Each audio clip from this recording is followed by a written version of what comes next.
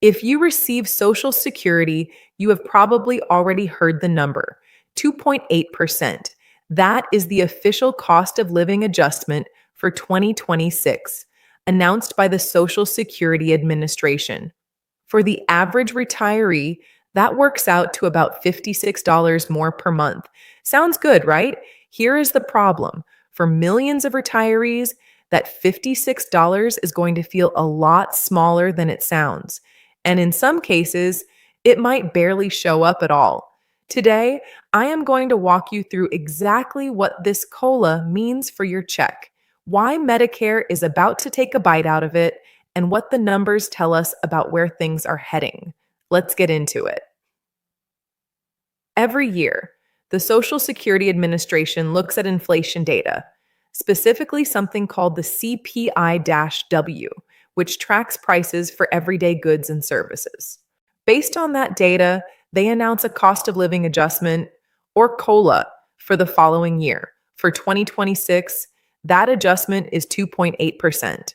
This applies to retirement benefits, survivor benefits, disability benefits, and supplemental security income. In dollar terms, the average retired worker's monthly benefit is going up by about $56, bringing the average check to around $2,064 per month. This increase is automatic. You do not need to do anything to receive it. For Social Security retirement benefits, the new amount starts showing up in your January 2026 payment. For SSI recipients, the increase actually starts at the end of December 2025. Now, 2.8% might sound modest, and it is. Over the past decade, the average COLA has been around 3.1%. So this year's increase is slightly below the recent historical average. But the real story isn't just the COLA number itself, it's what happens next. Here is something most retirees don't fully realize until they see their first 2026 payment. If you are enrolled in Medicare, your Part B premium is automatically deducted from your Social Security check before the money ever reaches your bank account. And in 2026, that premium is going up significantly. The standard Medicare Part B premium is rising from $185 to $202.90 per month. That is an increase of $17.90. In percentage terms, that's a jump of nearly 10%. Let that sink in for a moment. Your Social Security COLA is 2.8%. Your Medicare Part B premium increase is 9.7%. The Medicare increase is more than 3 times larger than the COLA in percentage terms. And because that premium comes directly out of your Social Security check, it directly offsets a meaningful portion of your raise.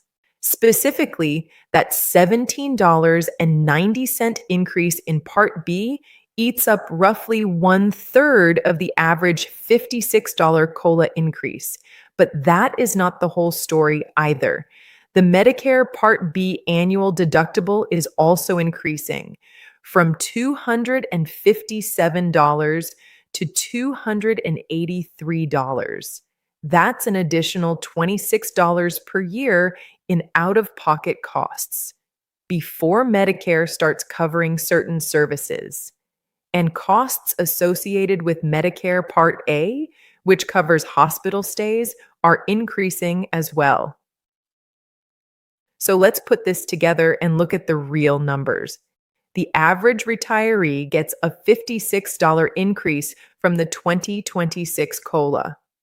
After the Medicare Part B premium increase of $17.90 is deducted, the real net increase is closer to $38 per month.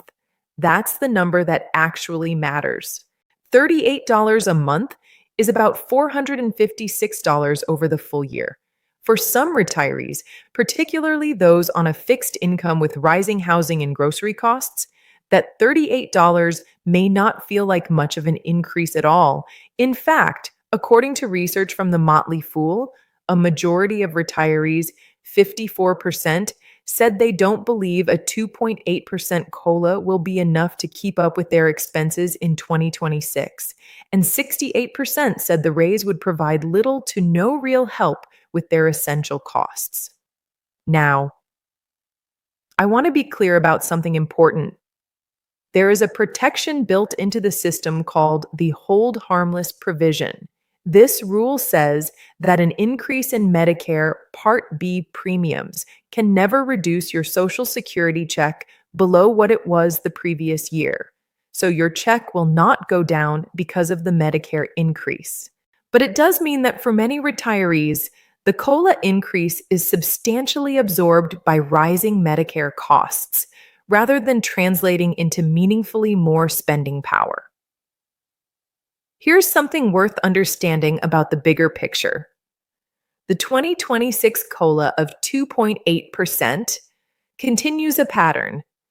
This marks the third consecutive year of smaller COLA adjustments, following the unusually large 8.7% increase back in 2023, which was driven by historic inflation. If you look at the 5-year average COLA leading into 2026, it comes out to about 4.6%. That's actually the highest 5-year average since the early 1980s. What this tells us is that even though individual COLA numbers can feel small in any given year, the cumulative effect of recent years has been historically significant. The challenge is that Medicare costs and other expenses that disproportionately affect retirees, like housing and healthcare, have often grown just as fast or faster. This is exactly why understanding your real net increase each year matters more than the headline COLA percentage. So, what should you actually do with this information? Here are 3 practical steps. Step 1, check your official COLA notice. The Social Security Administration sends a personalized letter every December explaining your specific new benefit amount. You can also check this online through your My Social Security account at ssa.gov. Don't rely on the average numbers I've shared today. Your specific increase may be different based on your benefit amount. Step 2, recalculate your monthly budget using your real net number. Take your new gross benefit amount, subtract your actual 2026 Medicare premiums, and that is the number to build your budget around, not the COLA percentage.